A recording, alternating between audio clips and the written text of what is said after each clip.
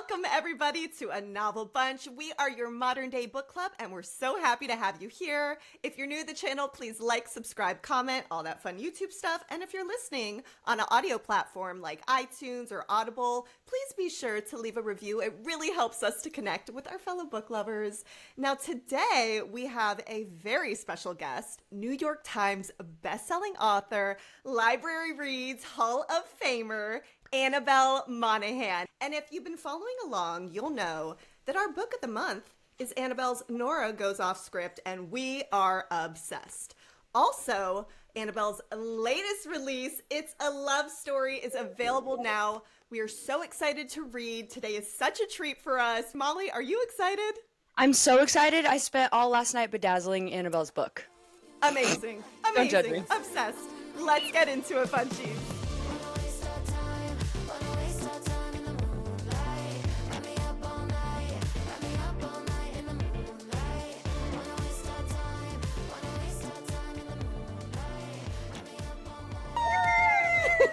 She made it! Oh my goodness, we're so excited. How are you? Nice to meet you. I'm so excited. And I just feel like I'm not meeting you for the first time. I feel like I've spent the whole week with you guys. I mean, it's been so fun. I hope you didn't listen to our last episode that dropped yesterday where I was being an absolute nightmare about Leo.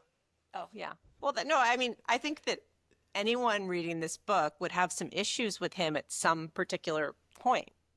Well, yeah. Well, and I'm an actor and I've dated actors, so I'm jaded about it. And so I was like, he's love bombing her. This is so unfair. We hate this guy because he's our favorite book boyfriend. And then that happened. And then obviously we know what happened. So it was a wonderful journey you took us on.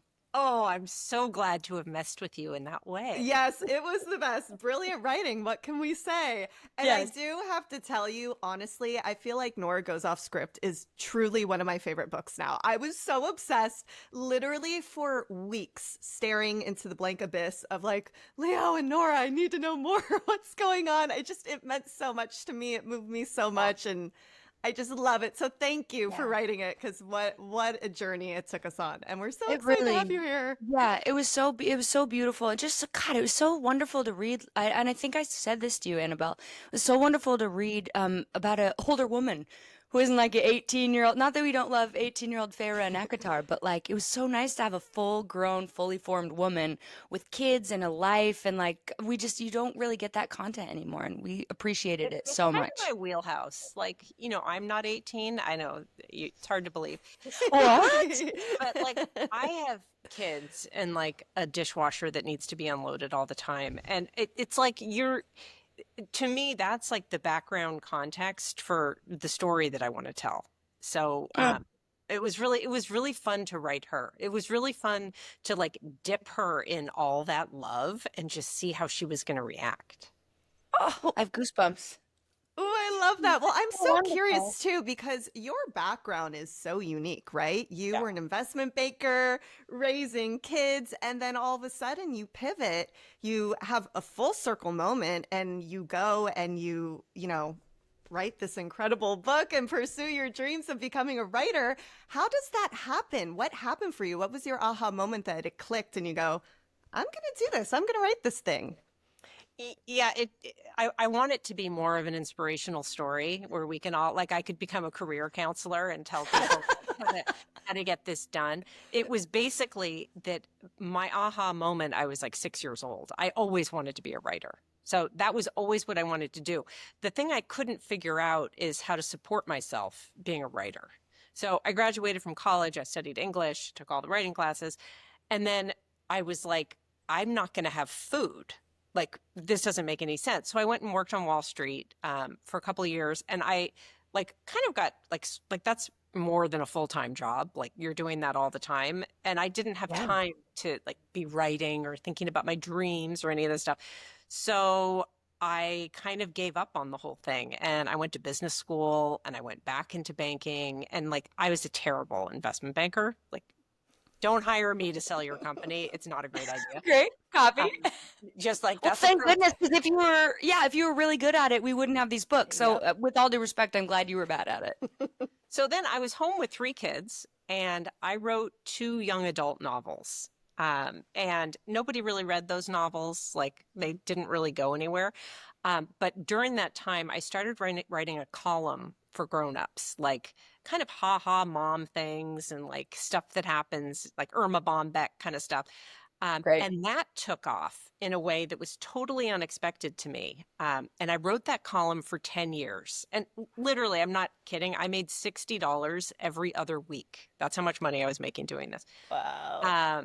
And I kind of like got comfortable talking about like things that are important to me and like sharing my voice. And so then, long story short, I did that for 10 years. The world shut down for COVID. And like, I don't like banana bread. So I wasn't making banana bread. Me And neither. Same, same, it's same, like, same. it's time. Like, I'm not going to be watching Netflix. And I sat down and I, like got to work writing this book. And I also like didn't think anybody was ever going to read it. So it was a very fearless writing experience. Like the format of Wow. the book doesn't make a ton of sense. Like it's not standard. I was just telling myself a story writing a book. I Wow. love it. How empowering for you to sit and write though and go, "Oh, I'm just doing this. It's my passion project. No one's going to read it." And you can fully just let go, Yeah. not worried about I mean, you could anything. say that about anything, like dance like nobody's watching. I mean, it just Sure. is when you start getting an audience in your head, what you really bring to the party is your own judgment. Like, oh, for sure, Mm, I can't do this. For sure, people are going to mm, hate me. Like, this is going to be yeah. terrible. Um, but if nobody's ever going to read it, you can just like really Yeah. tackle. Right? So then, so you're writing this, and do you have a moment where you go, "Wow, I really have something here. Let me get an agent. Should we sell this?" What was that like? How did that happen? So I already had an agent because I'd written my young adult From the novel. column? Um, And the from yeah, okay, all right. For the Yeah, from the original. young adult novels. Okay. Got you. Yeah. So I had an agent and I sent it to her and she said, "Oh, I can't wait to read." And long story short, I never heard from her again. And so like 6 months go by and I'm like, "Hey, so is it that bad?" Like, oh, She Leo'd you. She lived you. totally, totally. And so then I went out and I got another agent and I had to reach out and say, "I have a new agent." And she wrote back immediately. She's like, "I'm so sorry. I've been so busy. I never read it. Sorry." And I was like, "It's okay." And so then now I have this new agent who I've Great. done 3 books with since, or 4 books with since. Um, Yeah. Wow. yeah, that was all completely crazy. They're lost. That first agent's lost. I've been through my fair share of agents. It takes a second to find the right one. She was great. It just was not the right time or the right Hmm. place. Not a good Yeah. fit. And then it sold right away. Like it was one of those, like it went out and it was done. It was amazing. I love to I hear love it. that. Well, Leo is our favorite book boyfriend. Truly. And just so you know, Alyssa and I, this is a fun thing we just started. We've been reading romance novels for as long as we've known each other, which is about 15 years now. And so we've been through the gamut of books, all kinds of romance, dark fantasy, spice, no spice, whatever. And this is truly our favorite. Really? So I, you Really. guys, and we mean it. let's be clear. You like Leo more than like the dragon who has sex Now, with all those people. No? no, Yes. we haven't done. I haven't just wanna gotten there know. yet, I want but to know what I'm yes. competing against here. You are competing against Akatar, which Alyssa just started for our August book. So Leo is competing with Tamlin, Rhysand, all these new guys. However, because there's a realistic quality to Leo, we're not going to meet a nice fairy, 6'8" fairy man. That's not like Leo is Probably not. genuinely some. Maybe, I mean, fingers crossed. Who knows? But Leo is like a real human. And what's so wonderful, this is really interesting. I'm a big nerd. Obviously, I've clocked all of your scientific terms and I've clocked all kinds of things that you've put in there, which is just so fun for me. But there's this crazy like male loneliness epidemic that's happening. And so a lot of women are really diving into, I don't want to say romance because that discredits the meaning of a book because it's a fully formed story. There just happens to be romance in it. But women, single women, Alyssa's married. I'm a single woman. We're looking for fully formed men men. And unfortunately, we can't find them in real life. So we're finding them in books written by wonderful women who are writing these wonderful men made by women. And Yeah. so that's exactly what Leo was. And we just enjoyed it so much. He was fully formed, but he needed a little help. I mean, Of course. he could use a little fixing. He could and I use think some he therapy. found something that he was looking for in Nora. I mean, in terms of people reading romance, we had a dark time, and like we came out of our dark time, and it doesn't seem that much less dark. Like the world is kind of a nutty place. It's a mess, yeah. And to the extent that I'm just here to inform you guys, you probably didn't hear.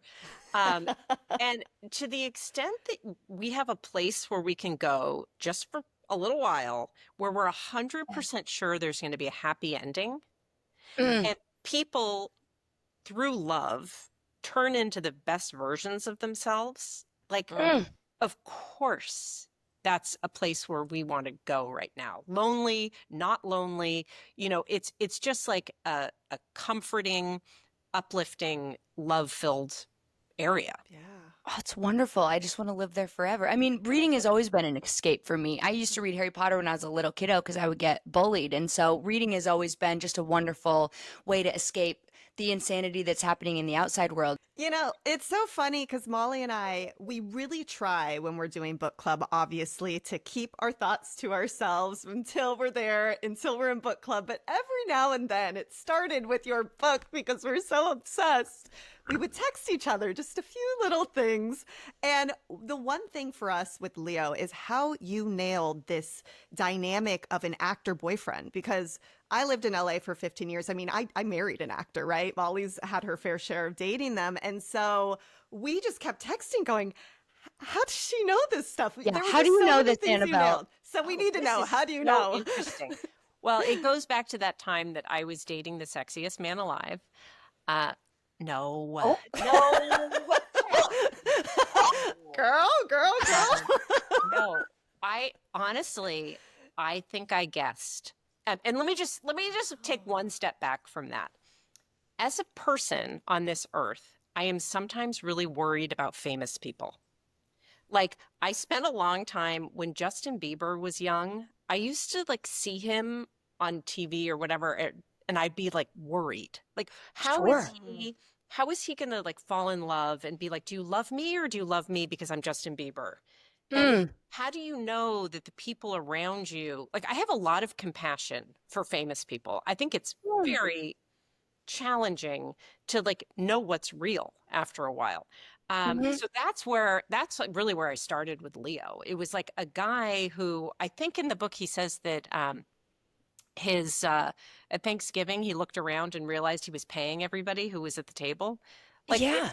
you just don't know. And then people start treating you like you're not a person. Like his family didn't call him when his mother was sick because he's Leo and he's so busy. Yeah.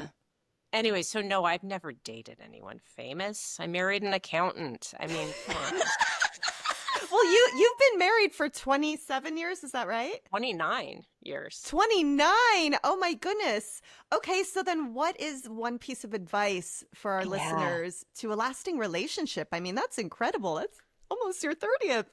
Yeah. We could do like 7 hours of a podcast on this. Let's do this next time. I think first of all, you have to treat that person like that person is the most important part of your life, no matter what. Like showing up all the time rather than going through phases of your life where you're like, you're probably fine, I'm going to go do this. That person just has to like stay a priority for you. Whether that's easy to keep that person as a priority. Also, you should marry a Canadian. I married a Canadian. I did see that you wrote that in one of your interviews. You got to marry a Canadian. Tell us more about that. They're just that we are. They're just like they let everything, like, there is not a problem that my husband has that he can't have a beer and be like, it'll probably be fine. Yeah. Great. It is. Love him. They have a different like sense of themselves and like a healthier kind of ego. This could just be him, but he's just very easy to be married to. And you have 3 kids together, correct? We do. Are they 3 boys, right? 3. All boys. Yep. All men, really. They're all men. How old are they? I was going to They're ask. 27, 24, and 19. Yeah. First of all, you don't look Wow. like you have a 27-year-old. Sorry. I trust me, I do. I have earned it. I have a 27-year-old. Earned it all of it, and in that one in particular. But the two older ones are obviously grown and out on their own, and then the younger ones in college. Are they going to write? Are they writers? You know, there's the middle one. He works in finance, and he's the only one of my kids Okay. who actually reads my books. And every once in a while, Oh. he'll give me a note, or he'll read early versions and kind of say something where I'm like, ooh, I hope he doesn't find out, but he might be a writer, because it's kind of a hard way to I make a know. living, you know? I It's like know. the day you find out you're an artist, you're like, I'll never have health insurance again. Like, Don't I know it? I'm literally fighting for my life right now to get health insurance because the industry is so crazy. That is, and I told my parents when I was like 4 that I wanted to be an actor, and they're like, she'll grow out of it. She'll grow out of it. And then 18, I was like, I'm moving to LA, and they're like, all right, we'll support you, I guess. yeah, nurse has such better like job security. They're like a lawyer, an accountant, nothing. You got to be an actor. All right, great. Well, you luckily got, and thank goodness we're so lucky that you decided to write, because you gave us so many amazing gifts here. And your latest release, Yes. Love Story, we want to chat about this because we haven't read it. Well, Molly started it, actually. I just started. So we joke, we have our main book and then we have our side piece book, right? Oh, I So love we're that. working on Oh, I love that. And I think that my Jane side Jackson- piece book. So, Jane yeah. would love to be your side piece. That's her. Yes. I love it. She's my side piece right now, so I'm very excited about We it. She's love a studio her. head. She's trying to get a script made. That's about as far as I've gotten because I just started. Okay. All right. But so well, what was the inspiration behind this? How did that come up for you? So this book, I wasn't looking for inspiration. I had just finished writing Summer Romance, which was my book that came out last summer. And I picked up Jeanette McCurdy's I'm Glad My Mom Died. Yes. You guys read it? I've been dying to read it. I haven't read it. I know Okay. it came out Well, listen, quite a while I ago. can't even tell you how brilliant that book Yeah. is. It's so dark. I mean, Yeah. her life, Yeah. like, all of it is so dark. It is so beautifully written that I would like have to stop reading. And when I actually read it twice in a row. Anyways, it left me Really? with a huge book hangover. And it just kept me thinking about like all the teen stars that I saw growing up. And all the teen stars, including Jeanette, who were on my Sure. kids' TV when they were Sure. growing up. And just how freaking weird it would be to be a kid going through puberty on TV, where like you're working a 12-hour day, you're like trying to figure out who you are, but you're being told like you're the nerd, you stand Sure. over there, say this. And like under the best of circumstances with lovely parents, I just don't know how you would grow up to like have a healthy sense of yourself. Anyways, Yeah. so that's what I was thinking. So I wrote Jane Jackson, who was like the punchline on one of these shows. And she is the most unself-aware character that I've ever written. She literally has no idea who she is. She's such a mess. And she's trying to like get validation for herself by making it as a producer in Hollywood. And she thinks that like if she can finally just get a film made, she'll be okay. Like she'll be worthy to be on this earth. So that's where we start in the story. And then she meets Dan, who I hate to argue with you guys, but he's my favorite book boyfriend. Ooh. Oh, that's good. Okay. I used to love Leo, Sure. but no more. Now Well, it's you heard it Dan. here first, Bunchies. We gotta read Yeah. this. No, Dan. all the bunchies, treat yourself to a little bit of Leo. Ooh. Oh my gosh. Oh, now I I'm so love it. excited. Well, so I gotta ask, you have these amazing stories that do circle around entertainment world. Do you think that you would ever be interested in doing script writing? You know, yes and no. So, so I grew up in Los Angeles. So I think that like these are the only 2 books I've written that have anything to do with Hollywood. But you know how it's just kind of soaks in? Like everyone, my family wasn't in Hollywood, but like it was just around me all the time. Of course. Yep. But I've been asked to write, like the person who's optioned Nora Goes Off Script said, you know, would you take a stab at the screenplay? And the answer to that is yes, I would love to do that. However, I don't know how to write a screenplay. So I would have to learn how to write a screenplay. And I'm Sure. currently writing a book a year.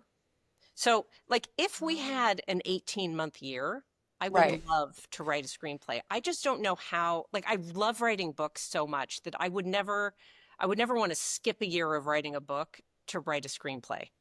Yep. Sure. Sure. Well, that was our next question. Has anybody optioned the script because we wanted to? Yeah. So, it's optioned. I think they have like 9 months to I was going to say, how much continue. longer do they have? Because we'll wait. She's coming in hot. Molly, do you think you would be a good Nora? Yes. Um, Yes. Absolutely. Yes. That would be my dream. It's so interesting because you were just saying what it would be like to be famous really young. And as mad as I was at my parents for not letting me move out to LA when I was 10, which is when I wanted, I wrote a letter to the directors in Hollywood. It was an incredibly unhinged little letter. I gave it to my dad. I was like, send this to the right people. And my dad's like, relax. We're in Littleton, Colorado. But That is it so wasn't. cute. It wasn't until I moved to New York for college, but it was just a slow burn ruse for my parents to think I was going to go to school before I was going to go to LA. And so I dropped out after my first year and went to LA, and I was very lucky. I got Days of Our Lives in just a couple of months. And it was so chaotic as a 19-year-old who's her frontal lobe still isn't quite fully formed, but I knew who I was as a person. So when I would get what I think a younger person could get manipulated by, it was a lot harder for me to get manipulated by. So I'm grateful that I didn't start out at a younger age because I also did Disney shows and I was around, the kiddos that started really, really young. And they operate like little tiny adults, and it's kind of hard to watch. Yeah. I mean, that is like really, that's a credit to your parents, and it's a credit to like the weight of your own personal sense of self. Yeah. But seriously, you would be such a good Nora. Who would you cast as Leo? See, this is hard for me because Leo and I spent a lot of time together. Sure. And I can picture him. Like, Leo could walk into this room and I'd be like, oh, Leo. Like, he's a very specific man that I made up. Sure. Okay. So I'm going to have a hard time with any Leo. Like, any Okay. Leo that you 'Cause- bring to me, I'm going to be like, that's not Leo. Sure. No Alyssa, one can fill his shoes. Yeah. tell what? her who we thought of, Yeah, who you that's thought of. Well, we do love Theo James. We think he would be so perfect. He has so many different brooding stares that he gives, and That's just so what it is. many looks. Tell me what he's in, because I don't know him.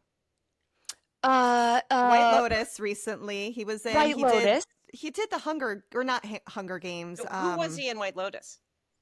He was in last season, not this current season. The last season where they were in Italy, he was the hot boyfriend that is engaged to Megan Fahey. Megan Fahey. Oh, yeah. Okay. And okay. yeah, he made Aubrey There you Plaza go. feel really weird. Yeah, there you go.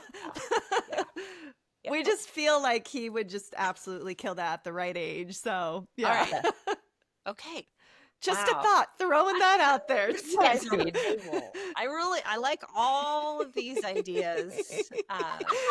Do with love it what you will. We've been thinking about it for a long time. So, and my favorite part of this is that because we always read the book chapters by chapters for the episode. We don't read ahead because we don't want to be surprised by anything. But I sent Alyssa a selfie of I was just sobbing at the end, and then 2 days later she finally reads it and she sends me a sobbing picture back. We're just wrecks from this was such a special book to us.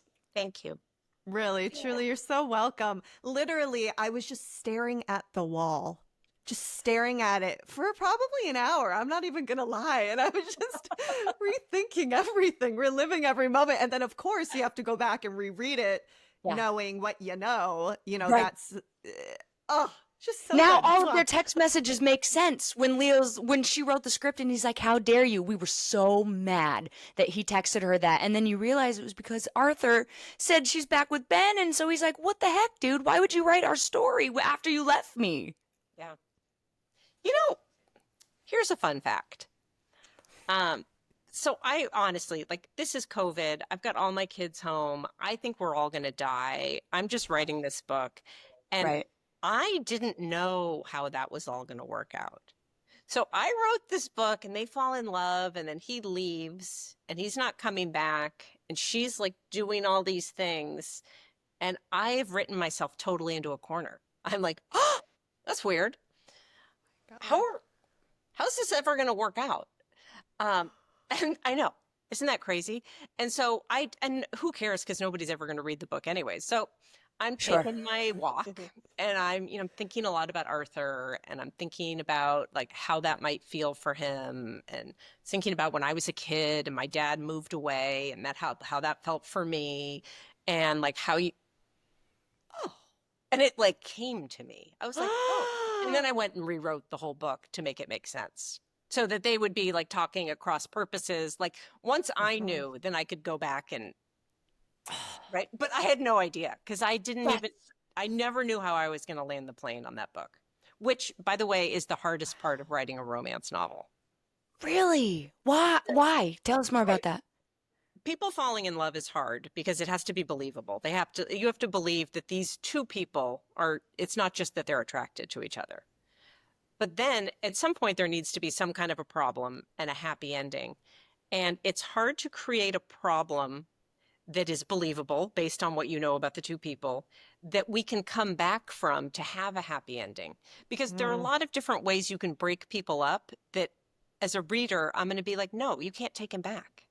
For sure. You've But got that's where we were at. We were like, I do not know how this guy comes back from this because he has fully made her and her whole family fall in love. This bastard, the kids are involved. What the heck? We were so angry.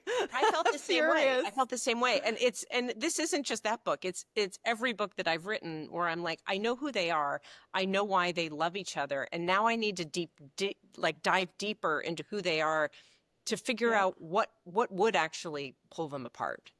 Sure. And now bring them back together. It's just it's a whole thing. For me, that's the most challenging part. So would you say that was kind of a one-off for you in the sense of you didn't know where it was going? Do you always prefer to write that way to just get some ideas on the page and then let it unfold? Or do you generally know what you're going to write? Yeah. I wish this was a phone-in call so that my editor could call and be like, stop doing it. She is like, why did I ever sign up for this book? No, I never have any idea. I mean, I have an idea because it's a romance novel, so I know like we're going to have a happy ending. But until I've written, like, frankly, 2 drafts of a book, I don't really understand who the people are. Or really like what their wound is, what makes them tick, who they are in the world. And honestly, oftentimes I don't really figure out the end until the end. Yeah. So, yeah. Well, can I say, as a fellow artist, I relate. So just so your your editor isn't upset, I have no idea what I'm gonna do when I get to set. I have no idea. I have the lines a little bit memorized, but I have no idea what I'm gonna do because the job is for you to listen to me and for me to listen to you. So if I plan all the things I'm gonna do in the scene, the audience is not gonna believe that any of this is real. So I think I really respect and relate to the idea that it just kind of flows through you. Wherever it comes from, that creativeness just kind of comes in and comes out without really any rhyme or reason other than just God-given or whoever's in charge up there natural talent. Molly, that's so interesting.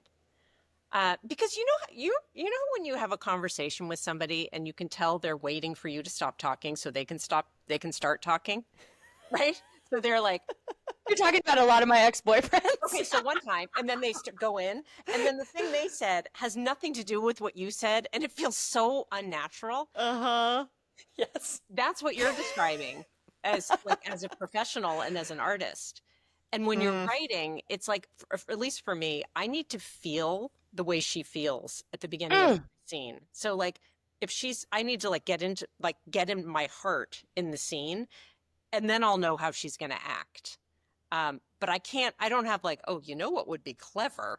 That is never going to be clever and it's never going to work. It just has to come from how I'm feeling. And I think that's why your book resonated with us so much because it's so truly authentic. In a world where there's so much content, so many eyeballs are key, right? Commodity is now eyeballs. To have a real authentic experience is fewer and far between. And so it's very clear in your writing that you felt this and then you gave it to us in your writing. Thank you. Thank you. That's the only way I know how to write. I don't know how to have a good idea and execute it. It doesn't happen. You and me both, baby. Never had a good idea in my life. She's like, nope. Well then, so when you're writing, do you have a specific process? Are there certain things that you, Annabelle, will do to go, okay, I know this is going to get me in the zone. What's it look like for you, or is it different?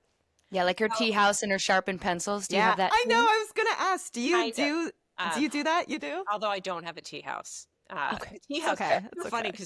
because I wrote this book during COVID. My fantasy, I was like, I don't need Leo. I want the tea house. Like I need Yeah, a place to My go. me too. God. Yeah, like Amazing. get me out of here.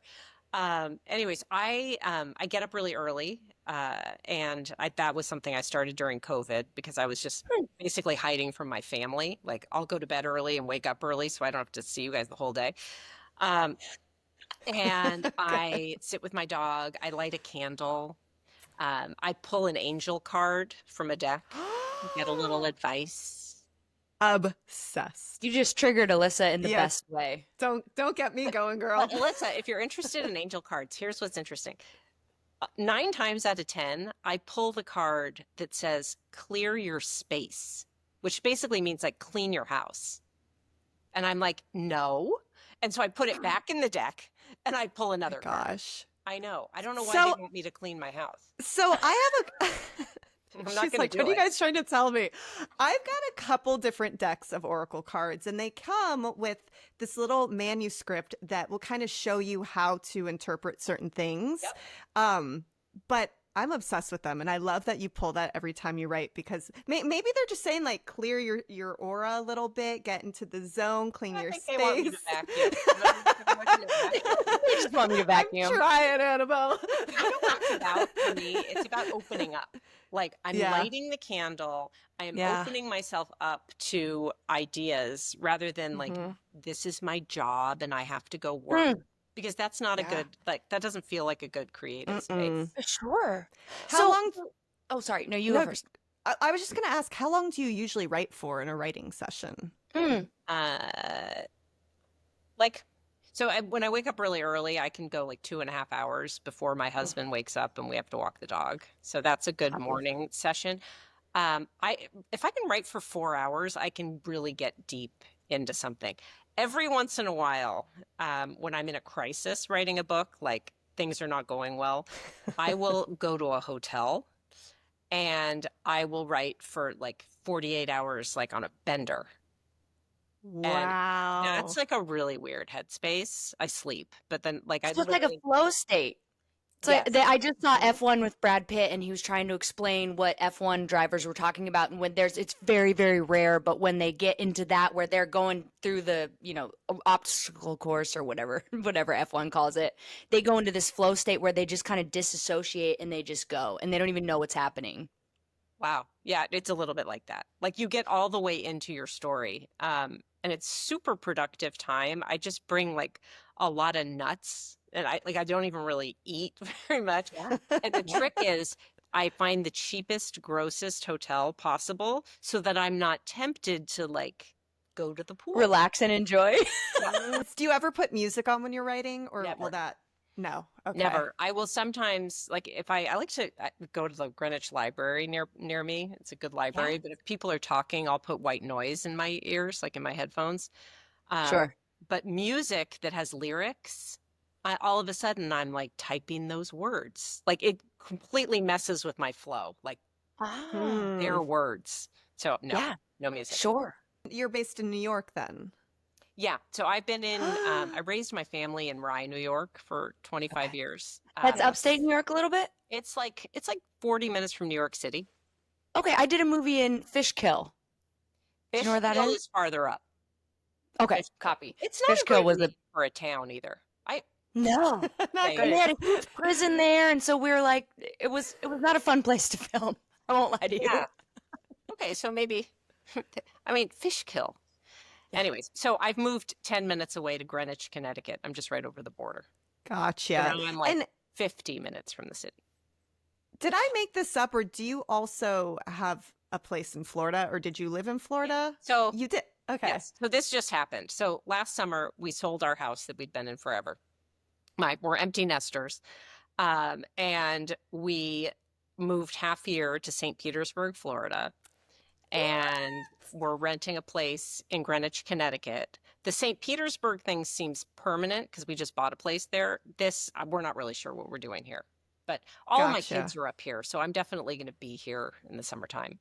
So I was Sure. gonna say you're letting summer pass and then you'll come back down. So I'm in Orlando, so maybe Oh, an you hour are? from Tampa. Yeah. So I was like, I love St. Petersburg. I love that coast. The ocean. Come on, it's to die. It's stunning. It It's was so beautiful. beautiful. And where I am, it's kind of a lot of young people. Okay. Like it's like cool. Yeah. Great. Like I all s- Fun. I art. stayed at the Don Caesar before that Pink Hotel. It's probably maybe 10 minutes from St. Petersburg, I want Yeah, to that's say, St. maybe more. Petersburg Beach. Yeah. Yeah, Yeah. I'm And it down. was just so darling, Yeah, so beautiful. I no, I just love it. love it. I love it. I'll have to come find you. I know. Well, I am a Disney person. Say Doesn't really go less. with the rest of my personality, You but guys just became besties. I love it so So is much. Alyssa. I really, Annual pass holder. I'm obsessed. yeah, okay. What's your favorite park? Yeah, right there. Well, here's the thing. You got to know that you can't get a drink at night at the Magic Kingdom. You got to go to Correct. Epcot, Correct. and you got to Epcot's the go to place to Mexico be. to get a margarita. I mean, like these are the things you figure out. You're like, you've spent the whole day with your children doing all this stuff, and then you're like, I'll have a glass of wine, and they're like, no. Yeah. I will fill you in. In Magic Kingdom, there are 2 restaurants where you can get wine or beer. This If is, anybody knows, it's Alyssa. this is critical information for people traveling to Disney, especially with little children. Yes. Well, Yes. so you're an empty nester now. How do you feel? Great. Great. It all feels, honestly, Yep. it feels very appropriate. And I think Mhm. that, people with little children, like when I had little children, I was like, oh God, they're going to leave someday. And this is just going to be, it's like when they get to be a certain size, it's like Yeah. they do need to go Yeah, out into sure. the world. And it Mhm. becomes kind of inappropriate to be taking care of an adult. It's like, Yeah. Yeah. go. Yeah. Yeah. Back. Kids in college are home all the time. Sure. Right. That too. Well, when Right. you do the holidays, do you think you'll do it up north, or is that something where you Yes, might no, so do it? Christmas Yeah. will be in Florida, which is nice. Okay. Weather's nice. Yes. Better Um, weather. Perfect. We Yeah. have my sister's on Long Island for Thanksgiving, so we go there for Thanksgiving. So we'll Oh, do that. great. Yeah, I So you love spend a that. lot of time in New York City then? I do. Well, Ish.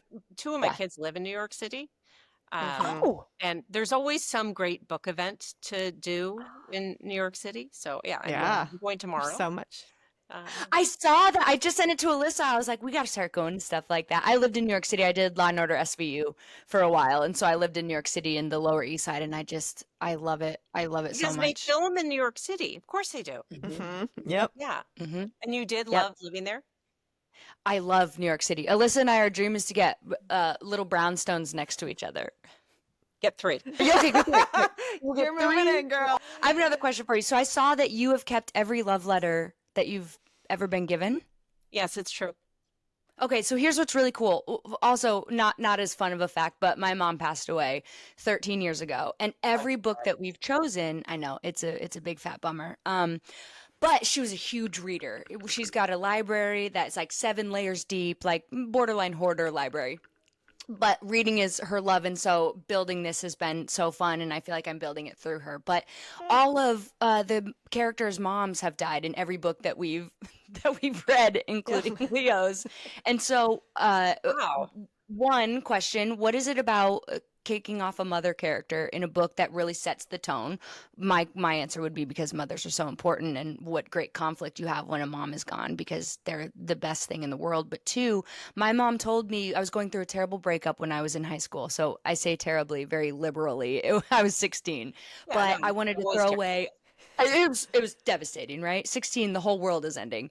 And I was Mhm. going to throw away all of his love letters. And my mom was like, don't do it. Don't do it. Just put them in this little box, because when you're a little old lady, you'll want to go back through them and remember the good times, because you won't care about this breakup when you're older. And so I have a box of all my love letters too. Oh. Totally, because this once you don't care anymore, which like that happens, Yeah. the sting is gone, and it's fun to have them. I think that I saved mine just because I thought every time I got one, and by the way, it's not a stack, it's a stack. I thought I'd never get one again. I was like, oh, this might be the last time anyone, so I'm going to hang on to it. It was like a scarcity, course. like Yeah. I'm hoarding love. Yeah. Ooh. I love what you said though about the moms, because I think that like in Nora Goes Off Script, I was looking for a chink in Leo's armor, and Sure. he Mm. like he felt like his family wasn't treating him like a person anymore Yeah. because of his fame, Yeah. and that seemed to fit. My book that came out last summer, Summer Romance, is Yeah. basically a love letter to my mom who passed away six, I don't know, when I was 39, like 16 years ago. And it's about a woman who's grieving the loss of her mother, but still talks to Oh, her out loud all the time. I me? don't know if you do this, Molly. I get in the car and I'm like, Mom, did you see that? Like, All, do Oh. you? all the time. All the time. All the time. I And think it's very healthy. of course. Everything's energy, though. You Yeah. you would No, think everything's everything. energy. And if you ever have a chance, I'll send it to you actually. At the end of Love Story, there's an author's note, or not love, Summer Romance. There's an author's note about people, like someone said to me when my mom died, that she's still as close as your breath. Mm. And it's like because that person who's gone is like inside of you and outside of you Yeah. all at once. Yeah. And part of the reason they're still inside of you is because of how much love they gave you while they were here. So anyways, Mm. deep Oh, dive into dead God. people, but it's a really important loss. Like that is it hits really hard. I mean, at your age, my God, but Hmm. it really hits hard. Yeah. Yeah, you join a club that no one wants to be a part of, but anybody else in the club immediately knows how to react to you being in the club because they're also in the club. Didn't you say that you had a question about funerals? There was something, Annabelle, you had said, and Molly, I Yes. remember you said that, and it's Speaking so of just death, yeah. Let's Speaking just of keep death. going on this path. I'll talk about death all that's on day. the podcast, you guys.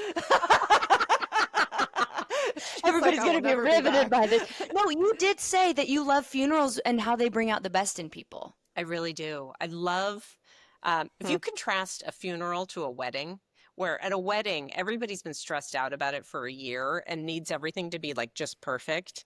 And Yeah. funerals are so spontaneous and people are kind of cracked open and they just like tell the stories. And I don't know, a funeral feels very authentic every time Yes. Hmm. to me. And That's I'm, what I was I'm just talking going to about say. old people's funerals, not like tragic funerals. Sure, But like sure. if, a 100-year-old guy dies, I want to show up at his funeral because I just want to Of hear the course. stories. I want to see, I love it. Oh, that's so interesting. No, no, no, that's not weird at all. What I'm gathering from you, based off how you write, what your writing looks like, is that authenticity is very important to you. And what more authentic of a way than just pure, raw, out of nowhere pain Yeah. at a And funeral? grief and And love. It's like grief. you Yes. remember all the love um Oh, that you had. And yes, I mean, God, there's like just so much baloney out there and like we consume so much. And when Hmm. you see something authentic, yeah. it's like it sparkles to you. It's like resonates in such a That's so meaningful Yeah. way. nice. I just feel like I'm Yeah. always looking for the authentic thing, like a real smile. It just Yeah. feels good. Having you on here, obviously, we are obsessed with your writing. We're obsessed with you. You're amazing. Do you have any favorite books right now that you're reading that you would recommend? Or what's like that number one book that you go, hmm? Ooh. Yeah. Okay. So where is it? Okay. So I know I usually have it like right here because I've been recommending this book all summer. Yeah. Uh, Are you Love. looking at a bookshelf? Yeah, I'm looking at all the bookshelves right here. It's right Oh, over I here. Do love you want me to it. grab it? No, Go grab grab it. it. Oh my gosh, Yes. grab There's my painting. There's Love it. there's my dog. Okay. Oh, hi, Doggy. He's Who is cute. that? He's just I don't know, he's a What's his maniac. name? Apollo. He's a mutt. I took him to the vet when I got him, and they were like, "We've never seen a dog like this. What is that dog?" It's called Welcome to Murder Week. Look how she's. Ooh. I love the cover. I love the Yeah. cover. It's so good. It's by Karen Duquesne. Okay. She wrote a book called The Last Book Party that I also love. But this book is it's about a woman who's going through her late mother's things. She's estranged from her mother. And she finds two tickets to a murder week simulation in the English countryside. She's like, I wonder why my mom bought these. So she goes. And she goes for a week to like solve a fake murder in this little town and meets all these totally charming people and ends up, she has a little romance and then ends up like solving the mystery of like what her mother's connection to this place was. It's Cool. I loved it. Came Cool. out in June. So Oh how my often are you goodness. reading then? Because you're writing too, so obviously you enjoy Mhm. reading. I read all the time. I mean, I'm always like asked to read somebody's book to offer a blurb or whatever. Sure. And then I'm just reading the things that I want to consume, like this book. And yeah, all the time. But like you can't write all day. Writing Right. is not a Sure. job that you can like clock in for 8 hours. Like you have to like Sure. turn your brain off. Also have to be careful about reading too much romance when I'm writing romance because I'm worried that I'm gonna like steal somebody's kiss or Sure. you know what I- Oh, a trope. I gotta know, what's your trope? Do you have a trope that you like to read? oh yeah, I do. What Uh, is it, girl? I mean, and it's so dumb, like I'm embarrassed to say it, but my favorite, and if I see it, I'm like, oh, okay, I'll be up all night reading this book. It's fake dating. I love it. I mean, the Go tension on. in that Yeah, really is go on. What do you mean by fake phenomenal. dating? Yeah. Go Okay, on. so like the movie The Proposal with Ryan Reynolds and Sandra Love Bullock, it. Love right? it. Great. And then they have to like they go ding ding and they have to kiss even though they hate each other, but then there's something to that kiss. Oh, I love it. Emily Henry's funny story was fake dating. Mhm. Um, anyways, the book I'm writing right now is my first stab at writing fake dating. And I have to say, it's as much fun to write as it is to read. It is so fun. Great. I love it. Oh, I love that. So then, did you just start writing this? Is this something? No, I'm finishing it. So I'm on a clock, like I'm on a calendar where so like I have a book come out in June, and then I have to finish the book for the next summer, really by the end of the summer. So like hopefully by the end of August, I'll be finished with all the edits. Wow. It's usually the first week in June. Okay. And it starts to feel like the seasons for me. I'm like, Sure. Mhm. oh, I've got a book coming out and I'll be touring the whole month of June. And then I kind of hunker down October, November, December, January, trying to write something new. And then I get it Right. to my editor and she tells me it doesn't make any sense. And then I get it back. Perfect. You know, So writing isn't a job because it's a creative act, which makes it hard to make it a job, and yet you do have a deadline. So what do you do if something's just not coming out one day? Do you just call it and say, I'm going to try again tomorrow, or do you try and force something out? I power through. Okay. Mhm. I have like, when you have a deadline, you do Yeah. have like a little bit of the fear of God in you. Sure. And I don't like, I feel like, I was a late start in this career. And I feel like part of it is my like innate, like, this seems hard. I'll do it later. Like that kind of an attitude. Like, Yeah. this is hard and I'm just going to keep doing it. Great. And like, That's very Hemingway of you. yes, He said he would get up every single Mm. morning and just put pen to paper no matter what, see what comes out.